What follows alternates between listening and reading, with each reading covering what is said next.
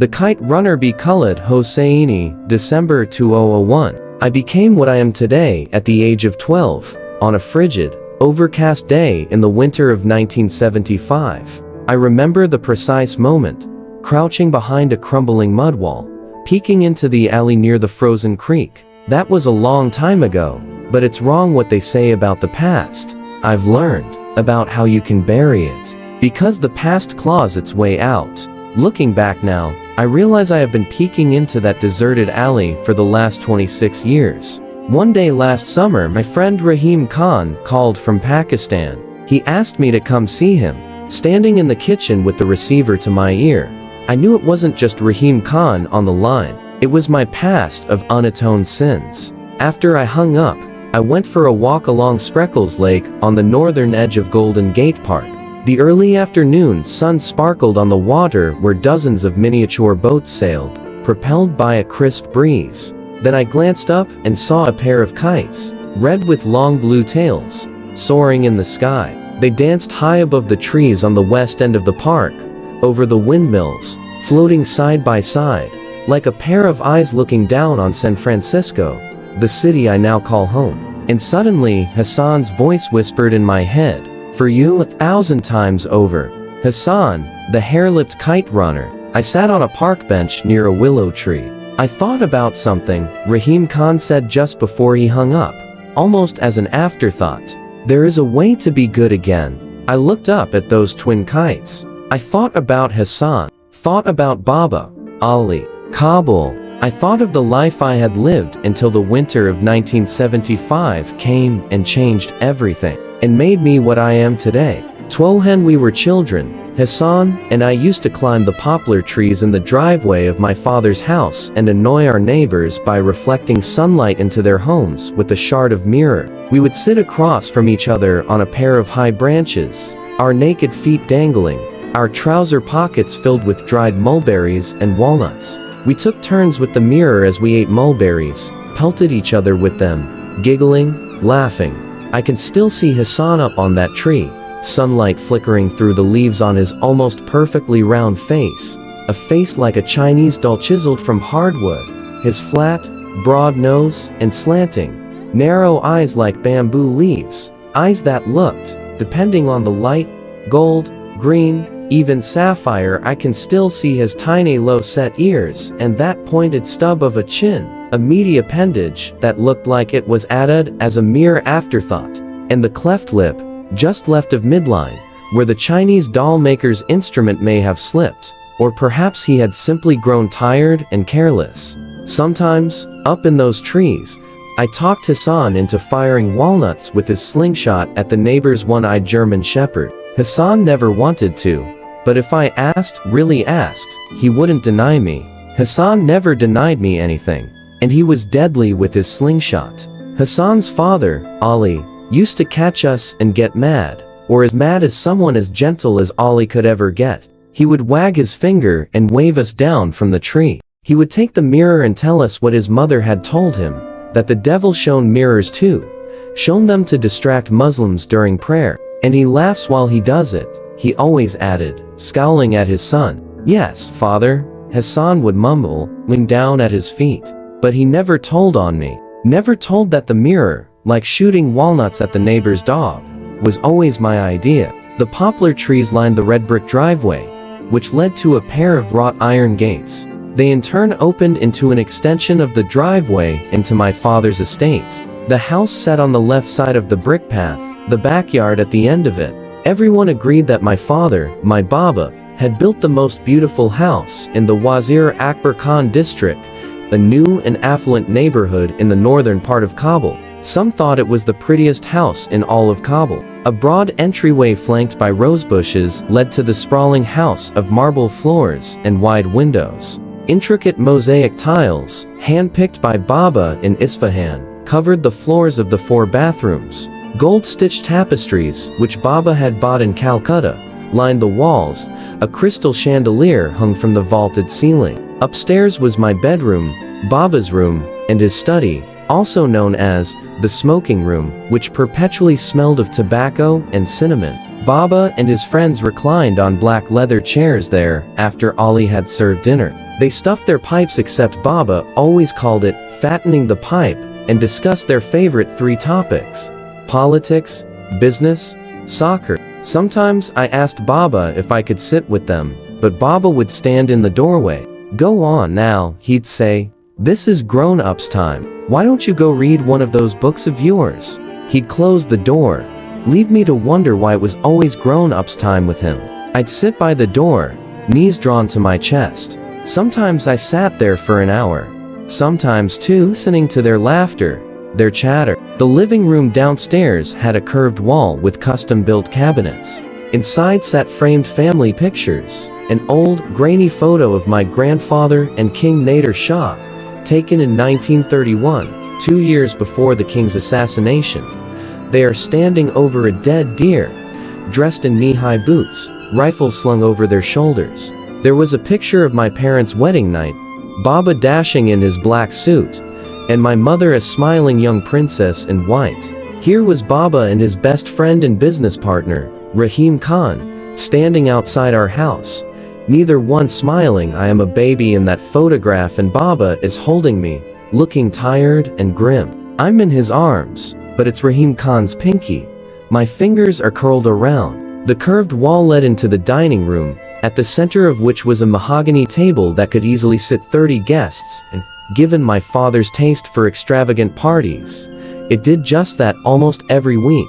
On the other end of the dining room was a tall marble fireplace, always lit by the orange glow of a fire in the wintertime. A large sliding glass door opened into a semicircular terrace that overlooked 2 acres of backyard and rows of cherry trees. Baba and Ali had planted a small vegetable garden along the eastern wall. Tomatoes, mint, peppers, and a row of corn that never really took. Hassan and I used to call it the wall of ailing corn.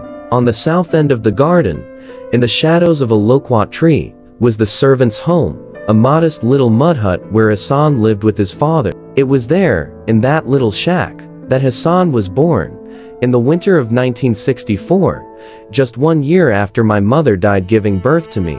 In the 18 years that I lived in that house, I stepped into Hassan and Ali's quarters only a handful of times. When the sun dropped low behind the hills and we were done playing for the day, Hassan and I parted ways. I went past the rose bushes to Baba's mansion, Hassan to the mud shack where he had been born, where he'd lived his entire life. I remember it was spare, clean, dimly lit by a pair of kerosene lamps. There were 2 mattresses on opposite sides of the room, a worn Herati rug with frayed edges in between, a 3-legged stool, and a wooden table in the corner where Hassan did his drawings. The walls stood bare, save for a single tapestry with sewn-in beads forming the words, Allahu Akbar.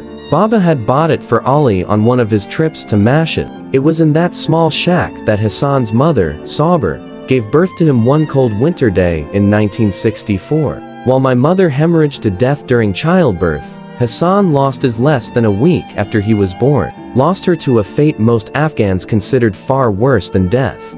She ran off with a clan of traveling singers and dancers. Hassan never talked about his mother, as if she'd never existed. I always wondered if he dreamed about her, about what she looked like, where she was. I wondered if he longed to meet her. Did he ache for her, the way I ached for the mother I had never met? One day, we were walking from my father's house to Cinema Zainab for a new Iranian movie. Taking the shortcut through the military barracks near Istiklal Middle School. Baba had forbidden us to take that shortcut, but he was in Pakistan with Rahim Khan at the time. We hopped the fence that surrounded the barracks, skipped over a little creek, and broke into the open dirt field where old, abandoned tanks collected dust. A group of soldiers huddled in the shade of one of those tanks, smoking cigarettes and playing cards. One of them saw us, elbowed the guy next to him, and called Hassan. "Hey, you," he said. "I know you." We had never seen him before. He was a squatly man with a shaved head and black stubble on his face. The way he grinned at us, leered, scared me. "Just keep walking," I muttered to Hassan. "You, the Hazara, look at me when I'm talking to you." The soldier barked. He handed his cigarette to the guy next to him, made a circle with the thumb and index finger of one hand, poked the middle finger of his other hand through the circle, poked it in and out, In and out. I knew your mother, did you know that? I knew her real good. I took her from behind by that creek over there. The soldiers laughed. One of them made a squealing sound. I told Hassan to keep walking. Keep walking. What a tight little sugary cunt she had. The soldier was saying, shaking hands with the others, grinning. Later, in the dark, after the movie had started, I heard Hassan next to me, croaking. Tears were sliding down his cheeks. I reached across my seat, slung my arm around him, pulled him close. He rested his head on my shoulder. He took you for someone else, I whispered. He took you for someone else. I'm told no one was really surprised when Sanabar eloped. People had raised their eyebrows when Ali, a man who had memorized the Quran, married Sanabar, a woman 19 years younger, a beautiful but notoriously unscrupulous woman who lived up to her dishonorable reputation. Like Ali, she was a Shia Muslim and an ethnic Hazara. She was also his first cousin, and therefore a natural choice for a spouse. But beyond those similarities, Ali and Sanabar had little in common, least of all their respective appearances. While Sanabar's brilliant green eyes and impish face had, rumor has it, tempted countless men into sin, Ali had a congenital paralysis of his lower facial muscles, a condition that rendered him unable to smile and left him perpetually grim-faced. It was an odd thing to see the stone-faced Ali happy, or sad, because only his slanted brown eyes glinted with a smile or welled with sorrow. People say that eyes are windows to the soul. Never was that truer than with Ali, who could only reveal himself through his eyes. I have heard that Sanabar's suggestive stride and oscillating hips sent men to reveries of infidelity, but polio had left Ali with the twisted, atrophied right leg that was sallow skin over bone, with little in between except a paper-thin layer of muscle. I remember one day, when I was 8, Ali was taking me to the bazaar to buy some naan. I was walking behind him, humming, trying to imitate his walk. I watched him swing his scraggy leg in a sweeping arc. Watched his whole body tilt impossibly to the right every time he planted that foot. It seemed a minor miracle he didn't tip over with each step. When I tried it, I almost fell into the gutter. That got me giggling. Ali turned around, caught me aping him. He didn't say anything. Not then, not ever. He just kept walking. Ali's face and his walk frightened some of the younger children in the neighborhood. But the real trouble was with the older kids. They chased him on the street and mocked him when he hobbled by. Some had taken to calling him Babalu, or Boogeyman. Hey, Babalu, who did you eat today? They barked to a chorus of laughter. Who did you eat, you flat-nosed Babalu? They called him flat-nosed because of Ali and Hassan's characteristic Hazara Mongoloid features. For years, that was all I knew about the Hazaras, that they were Mughal descendants, and that they looked a little like Chinese people. School textbooks barely mentioned them, and referred to their ancestry only in passing. Then one day, I was in Baba's study, looking through his stuff, when I found one of my mother's old history books. It was written by an Iranian named Karami. I blew the dust off it, sneaked it into bed with me that night, and was stunned to find an entire chapter on Hazara history. An entire chapter dedicated to Hassan's people. In it, I read that my people, the Pashtuns, had persecuted and oppressed the Hazaras. It said the Hazaras had tried to rise against the Pashtuns in the 19th century, but the Pashtuns had quelled them with unspeakable violence. The book said that my people had killed the Hazaras, driven them from their lands, burned their homes, and sold their women. The book said part of the reason Pashtuns had oppressed the Hazaras was that Pashtuns were Sunni Muslims, while Hazaras were Shia. The book said a lot of things I didn't know, things my teachers hadn't mentioned, things Baba hadn't mentioned either. It also said some things I did know, like that people called Hazaras mice-eating, flat-nosed, load-carrying donkeys. I had heard some of the kids in the neighborhood yell those names to Hassan. The following week, after class, I showed the book to my teacher and pointed to the chapter on the Hazaras. He skimmed through a couple of pages, snickered, handed the book back. That's the one thing Shia people do well, he said, picking up his papers. Passing themselves as martyrs. He wrinkled his nose when he said the word Shia, like it was some kind of disease. But despite sharing ethnic heritage and family blood, Sanabar joined the neighborhood kids in taunting Ali. I have heard that she made no secret of her disdain for his appearance. "This is a husband?" she would sneer. "I have seen old donkeys better suited to be a husband." In the end, most people suspected the marriage had been an arrangement of sorts between Ali and his uncle, Sanabar's father. They said Ali had married his cousin to help restore some honor to his uncle's blemished name, even though Ali, who had been orphaned at the age of 5, had no worldly possessions or inheritance to speak of.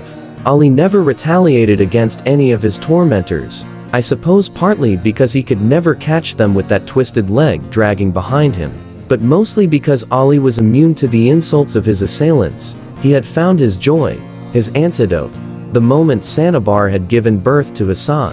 It had been a simple enough affair. No obstetricians, no anesthesiologists, no fancy monitoring devices. Just Sanabar lying on a stained, naked mattress, with Ali and a midwife helping her. She hadn't needed much help at all, because, even in birth, Hassan was true to his nature. He was incapable of hurting anyone. A few grunts, a couple of pushes, and out came Hassan. Out he came, smiling, as confided to a neighbor's servant by the garrulous midwife, who had then in turn told anyone who would listen. Sanabar had taken one glance at the baby in Ali's arms, seen the cleft lip, and barked a bitter laughter. "There," she had said. "Now, you have your own idiot child to do all your smiling for you." She had refused to even hold Hassan, and just 5 days later she was gone. Baba hired the same nursing woman who had fed me to nurse Hassan.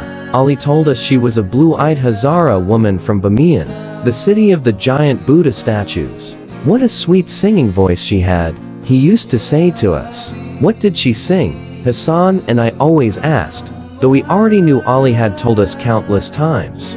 We just wanted to hear Ali sing. He'd clear his throat and begin. On a high mountain I stood, and cried the name of Ali, Lion of God. O Ali, Lion of God, King of men, bring joy to our sorrowful hearts. Then he would remind us that there was a brotherhood between people who had fled from the same breast, a kinship that not even time could break. Hassan and I fed from the same breasts. We took our first steps on the same lawn, in the same yard, and under the same roof. We spoke our first words. Mine was Baba, his was Amir, my name. Looking back on it now, I think the foundation for what happened in the winter of 1975, and all that followed, was already laid in those first words. Thriller has it my father once wrestled a black bear in Baluchistan with his bare hands. If the story had been about anyone else, it would have been dismissed as love, that Afghan tendency to exaggerate sadly, almost a national affliction. If someone bragged that his son was a doctor, chances were the kid had once passed a biology test in high school. But no one ever doubted the veracity of any story about Baba. And if they did, well, Baba did have those 3 parallel scars coursing a jagged path down his back. I have imagined Baba's wrestling match countless times, even dreamed about it. And in those dreams, I can never tell Baba from the bear. It was Rahim Khan who first referred to him as what eventually became Baba's famous nickname, Tufanuga, or Mr. Hurricane. It was an apt enough nickname. My father was a force of nature, a towering Pashtun specimen, with a thick beard, a wayward crop of curly brown hair as unruly as the man himself, hands that looked capable of uprooting a willow tree, and a black glare that would drop the devil to his knees begging for mercy, as Rahim Khan used to say. At parties, when all 6'5" of him thundered into the room, attention shifted to him like sunflowers turning to the sun. Baba was impossible to ignore, even in his sleep. I used to bury cotton wisps in my ears, pull the blanket over my head, and still the sounds of Baba's snoring so much like a growling truck engine penetrated the walls. And my room was across the hall from Baba's bedroom. How my mother ever managed to sleep in the same room as him is a mystery to me. It's on the long list of things I would have asked my mother if I had ever met her. In the late 1960s, when I was 5 or 6, Baba decided to build an orphanage.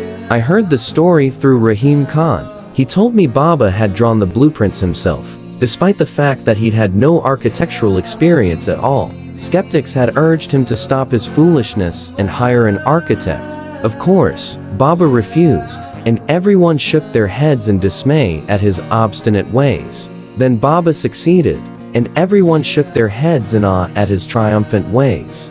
Baba paid for the construction of the 2-story orphanage, just off the main strip of Jadeh Maywan south of the Kabul River, with his own money. Rahim Khan told me Baba had personally funded the entire project, paying for the engineers, electricians, plumbers, and laborers, not to mention the city officials whose mustaches needed oiling.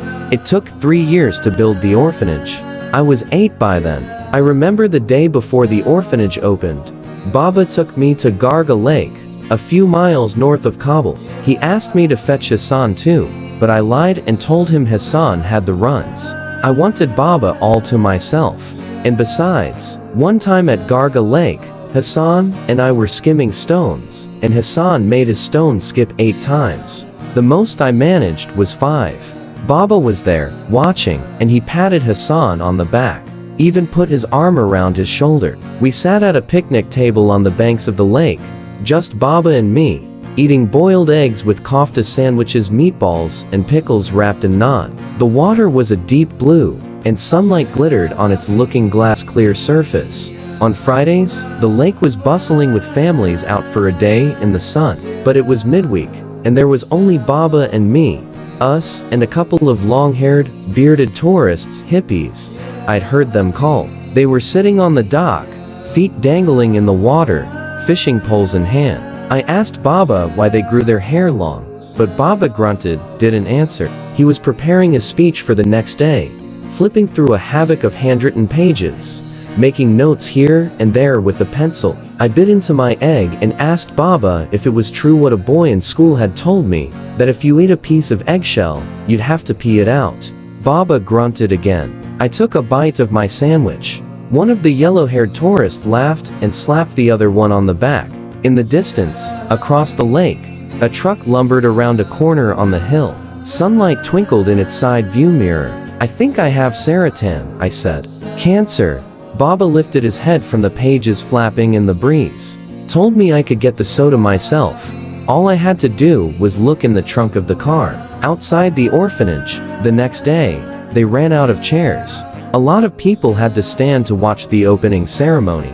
It was a windy day, and I sat behind Baba on the little podium just outside the main entrance of the new building. Baba was wearing a green suit and a caracal hat. Midway through the speech, the wind knocked his hat off and everyone laughed. He motioned to me to hold his hat for him, and I was glad to, because then everyone would see that he was my father, my Baba. He turned back to the microphone and said he hoped the building was sturdier than his hat, and everyone laughed again. When Baba ended his speech, people stood up and cheered. They clapped for a long time. Afterward, people shook his hand. Some of them tousled my hair and shook my hand too. I was so proud of Baba, of us. But despite Baba's successes, people were always doubting him. They told Baba that running a business wasn't in his blood, and he should study law like his father. So Baba proved them all wrong by not only running his own business, but becoming one of the richest merchants in Kabul. Baba and Rahim Khan built a wildly successful carpet exporting business to pharmacies and a restaurant. When people scoffed that Baba would never marry, well, after all, he was not of royal blood. He wedded my mother, Sophia Akrami, a highly educated woman universally regarded as one of Kabul's most respected, beautiful, and virtuous ladies. And not only did she teach classic Farsi literature at the university, she was a descendant of the royal family, a fact that my father playfully rubbed in the skeptics' faces by referring to her as my princess. With me as the glaring exception, my father molded the world around him to his liking. The problem, of course, was that Baba saw the world in black and white, and he got to decide what was black and what was white. You can't love a person who lives that way without fearing him too, maybe even hating him a little. When I was in 5th grade, we had a mullah who taught us about Islam. His name was Mullah Fatih Allah Khan, a short, stubby man with a face full of acne scars and a gruff voice. He lectured us about the virtues of zakat and the duty of hajj. He taught us the intricacies of performing the 5 daily namaz prayers, and made us memorize verses from the Quran, and though he never translated the words for us, he did stress, sometimes with the help of a stripped willow branch, that we had to pronounce the Arabic words correctly, so God would hear us better. He told us one day that Islam considered drinking a terrible sin. Those who drank would answer for their sin on the day of Qiyamah, Judgment Day. In those days, drinking was fairly common in Kabul. No one gave you a public lashing for it, but those Afghans who did drink did so in private, out of respect. People bought their scotch as medicine in brown paper bags from selected pharmacies. They would leave with the bag tucked out of sight, sometimes drawing furtive, disapproving glances from those who knew about the store's reputation for such transactions. We were upstairs in Baba's study, the smoking room, when I told him what Mullah Fatihullah Khan had taught us in class. Baba was pouring himself a whiskey from the bar he had built in the corner of the room. He listened, nodded, took a sip from his drink. Then he lowered himself into the leather sofa, put down his drink, and propped me up on his lap. I felt as if I were sitting on a pair of tree trunks. He took a deep breath and exhaled through his nose, the air hissing through his mustache. For what seemed an eternity, couldn't decide whether I wanted to hug him or leap from his lap in mortal fear. I see you've confused what you're learning in school with actual education, he said in his thick voice. But if what he said is true, then does it make you a sinner, Baba? Baba crushed an ice cube between his teeth. Do you want to know what your father thinks about sin? Yes, then I'll tell you, Baba said, but first understand this, and understand it now, Amir. You'll never learn anything of value from those bearded idiots. You mean Mullah Fatihullah Khan? Baba gestured with his glass. The ice clinked. I mean all of them. Piss on the beards of all those self-righteous monkeys. I began to giggle. The image of Baba pissing on the beard of any monkey, self-righteous or otherwise, was too much. They do nothing but thumb their prayer beads and recite a book written in a tongue they don't even understand. He took a sip. God help us all if Afghanistan ever falls into their hands. But Mullah Fatihullah Khan seems nice. I managed between bursts of tittering. So did Genghis Khan, Baba said. But enough about that. You asked about sin, and I want to tell you. Are you listening? Yes? I said, pressing my lips together, but a chortle escaped through my nose and made a snorting sound. That got me giggling again. Baba's stony eyes bore into mine. And just like that, I wasn't laughing anymore. I mean to speak to you man to man. Do you think you can handle that foreigns? Yes, Baba Jan, I muttered, marveling, not for the first time, at how badly Baba could sting me with so few words. We'd had a fleeting good moment. It wasn't often Baba talked to me, let alone on his lap, and I'd been a fool to waste it. Good, Baba said, but his eyes wondered. Now, no matter what the mullah teaches, there is only one sin. Only one. And that is theft. Every other sin is a variation of theft. Do you understand that? No, Baba Jan, I said, desperately wishing I did. I didn't want to disappoint him again. Baba heaved a sigh of impatience. That stung too, because he was not an impatient man. I remembered all the times he didn't come home until after dark. All the times I ate dinner alone. I'd ask Ali where Baba was when he was coming home, though I knew full well he was at the construction site, overlooking this, supervising that. Didn't that take patience? I already hated all the kids he was building the orphanage for. Sometimes I wished they'd all died along with their parents. When you kill a man, you steal a life, Baba said. You steal his wife's right to a husband, rob his children of a father. When you tell a lie, you steal someone's right to the truth. When you cheat, you steal the right to fairness.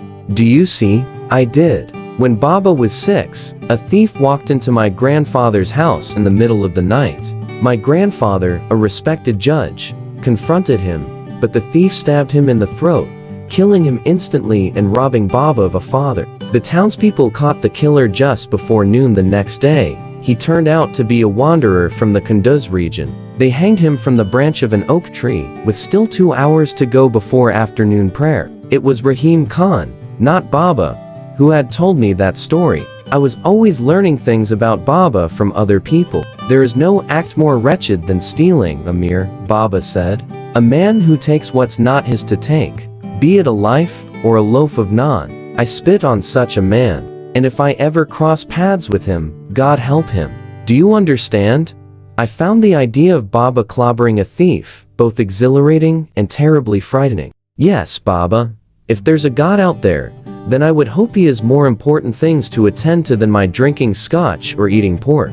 Now, hop down. All this talk about sin has made me thirsty again. I watched him fill his glass at the bar and wondered how much time would pass before we talked again the way we just had. Because the truth of it was, I always felt like Baba hated me a little. And why not? After all, I had killed his beloved wife, his beautiful princess, hadn't I? The least I could have done was to have had the decency to have turned out a little more like him. But I hadn't turned out like him. Not at all. In school, we used to play a game called Shirjanji, or Battle of the Poems. The Farsi teacher moderated it, and it went something like this. You recited a verse from a poem, and your opponent had 60 seconds to reply with a verse that began with the same letter that ended yours. Everyone in my class wanted me on their team, because by the time I was 11, I could recite dozens of verses from Khayyam, Hafez, or Rumi's famous Masnawi. One time, I took on the whole class and won. I told Baba about it later that night, but he just nodded, muttered, "Good." That was how I escaped my father's aloofness in my dead mother's books. That and Hassan, of course. I read everything: Rumi, Hafez, Saadi, Victor Hugo, Jules Verne, Mark Twain, Ian Fleming. When I had finished my mother's books, not the boring history ones, I was never much into those, but the novels, the epics, I started spending my allowance on books. I bought one a week from the bookstore near Cinema Park, and stored them in cardboard boxes when I ran out of shelf room. Of course, marrying a poet was one thing, but fathering a son who preferred burying his face in poetry books to hunting, well, that wasn't how Baba had envisioned it, I suppose. Real men didn't read poetry, and God forbid they should ever write it. Real men, real boys played soccer just as Baba had when he had been young. Now, that was something to be passionate about. In 1970, Baba took a break from the construction of the orphanage and flew to Tehran for a month to watch the World Cup games on television. Since at the time, Afghanistan didn't have TVs yet. He signed me up for soccer teams to stir the same passion in me. But I was pathetic, a blundering liability to my own team, always in the way of an opportune pass or unwittingly blocking an open lane. I shambled about the field on scraggy legs, squalled for passes that never came my way. And the harder I tried, waving my arms over my head frantically and screeching, "I'm open, I'm open," the more I went ignored. But Baba wouldn't give up. When it became abundantly clear that I hadn't inherited a shred of his athletic talents, he settled for trying to turn me into a passionate spectator. Certainly I could manage that, couldn't I? I faked interest for as long as possible. I cheered with him when Kabul's team scored against Kandahar and yelped insults at the referee when he called a penalty against our team. But Baba sensed my lack of genuine interest and resigned himself to the bleak fact that his son was never going to either play or watch soccer. I remember one time Baba took me to the yearly Buzkashi tournament that took place on the first day of spring, New Year's Day. Buzkashi was, and still is, Afghanistan's national passion. A shapandaz, a highly skilled horseman usually patronized by rich aficionados, has to snatch a goat or cattle carcass from the midst of a melee, carry that carcass with him around the stadium at full gallop, and drop it in a scoring circle while a team of other shapandaz chases him and does everything in its power: kick, claw, whip, punch to snatch the carcass from him. That day, the crowd roared with excitement as the horsemen on the field bellowed their battle cries and jostled for the carcass in a cloud of dust. The earth trembled with the clatter of hooves. We watched from the upper bleachers as riders pounded past us at full gallop, yipping and yelling, foam flying from their horses' mouths. At one point, Baba pointed to someone. "Amir, do you see that man sitting up there with those other men around him?" I did. "That's Henry Kissinger." "Oh," I said. I didn't know who Henry Kissinger was, and I might have asked, but at the moment, I watched with horror as one of the Shapandas fell off his saddle and was trampled under a score of hooves. His body was tossed and hurled in the stampede like a ragdoll, finally rolling to a stop when the melee moved on. He twitched once and lay motionless, his legs bent at unnatural angles, a pool of his blood soaking through the sand. I began to cry. I cried all the way back home. I remember how Baba's hands clenched around the steering wheel, clenched and unclenched. Mostly, I will never forget Baba's valiant efforts to conceal the disgusted look on his face as he drove in silence. Later that night, I was passing by my father's study when I overheard him speaking to Rahim Khan. I pressed my ear to the closed door. Grateful that he's healthy, Rahim Khan was saying. I know, but he's always buried in those books, or shuffling around the house like he's lost in some dream. And I wasn't like that. Baba sounded frustrated, almost angry. Rahim Khan laughed. Children aren't coloring books. You don't get to fill them with your favorite colors. I'm telling you, Baba said. I wasn't like that at all, and neither were any of the kids I grew up with. You know, sometimes you are the most self-centered man I know, Rahim Khan said. He was the only person I knew who could get away with saying something like that to Baba. It has nothing to do with that. Nay, then what? I heard the leather of Baba's seat creaking as he shifted on it. I closed my eyes, pressed my ear even harder against the door, wanting to hear, not wanting to hear. Sometimes I look out this window and I see him playing on the street with the neighborhood boys. I see how they push him around, take his toys from him, give him a shove here, a whack there, and you know, he never fights back. Never. He just drops his head, and so he's not violent, Rahim Khan said. That's not what I mean, Rahim. And you know it, Baba shot back. There is something missing in that boy. Yes, a mean streak. Self-defense has nothing to do with meanness. You know what always happens when the neighborhood boys tease him? Hassan steps in and fends them off. I've seen it with my own eyes. And when they come home, I say to him, how did Hassan get that scrape on his face? And he says, he fell down. I'm telling you, Rahim, there is something missing in that boy. You just need to let him find his way, Rahim Khan said. And where is he headed? Baba said. A boy who won't stand up for himself becomes a man who can't stand up to anything. As usual, you're oversimplifying. I don't think so. You're angry because you're afraid he'll never take over the business for you. Now who's oversimplifying? Baba said. Look, I know there's a fondness between you and him, and I'm happy about that. Envious, but happy. I mean that.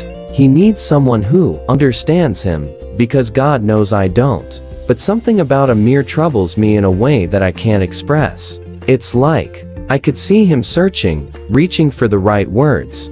He lowered his voice, but I heard him anyway. If I hadn't seen the doctor pull him out of my wife with my own eyes, I'd never believe he's my son. The next morning, as he was preparing my breakfast, Hassan asked if something was bothering me. I snapped at him, told him to mind his own business. Rahim Khan had been wrong about the mean streak thing.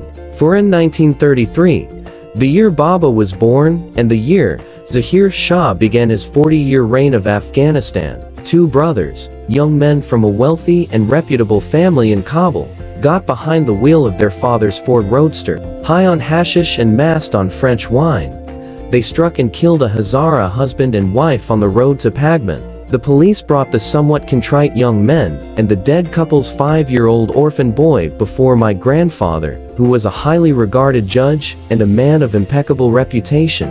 After hearing the brothers' account and their father's plea for mercy, my grandfather ordered the two young men to go to Kandahar at once and enlist in the army for 1 year, this despite the fact that their family had somehow managed to obtain them exemptions from the draft. Their father argued, but not too vehemently, and in the end, everyone agreed that the punishment had been perhaps harsh, but fair. As for the orphan, my grandfather adopted him into his own household, and told the other servants to tutor him, but to be kind to him. That boy was Ali. Ali and Baba grew up together as childhood playmates, at least until polio crippled Ali's leg just like Hassan, and I grew up a generation later. Baba was always telling us about the mischief he and Ali used to cause, and Ali would shake his head and say, "But Aga Sahib, tell them who was the architect of the mischief, and who the poor labor. Baba would laugh and throw his arm around Ali, but in none of his stories did Baba ever refer to Ali as his friend. The curious thing was, I never thought of Hassan and me as friends either.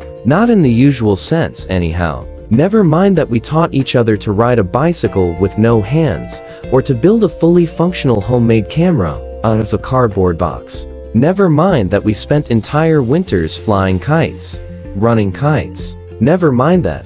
To me, the face of Afghanistan is that of a boy with a thin boned frame, a shaved head, and low-set ears. A boy with a Chinese doll face perpetually lit by a hair-lip smile. Never mind any of those things. Because history isn't easy to overcome. Neither is religion. In the end, I was a Pashtun, and he was a Hazara.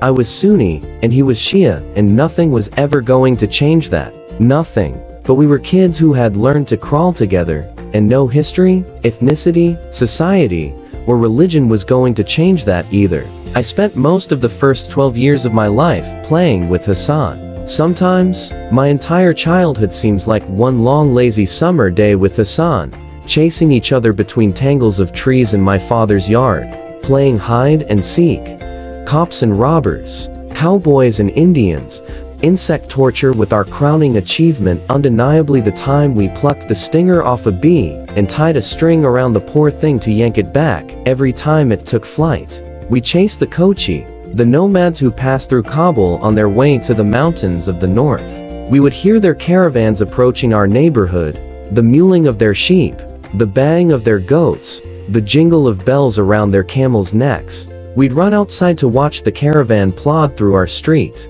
men with dusty, weather-beaten faces and women dressed in long, colorful shawls, beads, and silver bracelets around their wrists and ankles. We hurled pebbles at their goats. We squirted water on their mules. I'd make Hassan sit on the wall of ailing corn and fire pebbles with his slingshot at the camels' rears. We saw our first Western together, Rio Bravo with John Wayne, at the cinema park, across the street from my favorite bookstore. I remember begging Baba to take us to Iran so we could meet John Wayne. Baba burst out in gales of his deep-throated laughter, a sound not unlike a truck engine revving up, and, when he could talk again, explained to us the concept of voice dubbing. Hassan and I were stunned, dazed. John Wayne didn't really speak Farsi, and he wasn't Iranian. He was American, just like the friendly, long-haired men and women we always saw hanging around in Kabul, dressed in their tattered, brightly colored shirts. We saw Rio Bravo 3 times, but we saw our favorite Western, The Magnificent Seven, 13 times. With each viewing, we cried. At the end, when the Mexican kids buried Charles Bronson, who, as it turned out, wasn't Iranian either. We took strolls in the musty-smelling bazaars of the Shari No section of Kabul, or the New City, west of the Wazir Akbar Khan district. We talked about whatever film we had just seen and walked amid the bustling crowds of bazaars. We sneaked our way among the merchants and the beggars, wandered through narrow alleys cramped with rows of tiny, tightly packed stalls. Baba gave us each a weekly allowance of 10 Afghanis, and we spent it on warm Coca-Cola and rosewater ice cream topped with crushed pistachios.